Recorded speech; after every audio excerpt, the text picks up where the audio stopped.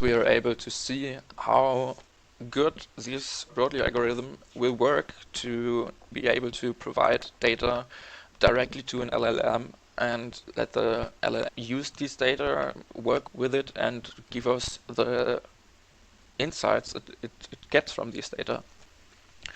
So yeah, for this I will start this script shortly.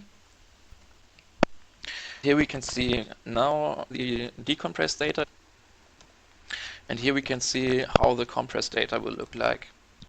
You already can see just from these 5 lines we can get a compression rate around 75%. So it really makes sense to use this kind of compression. I also provided another example where I only have this sentence which I multiply by 10,000. So I have more data to be able to show you how the compression works when we have more data and how efficient it is when we have more data.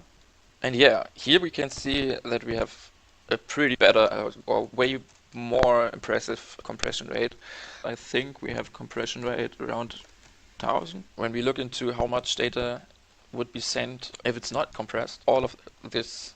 Okay, one thing I have to tell to you about this, because we just have this line of data and we multiplied this by 1000, it is different to compress this data than in a case if we had like 1000 different sentences.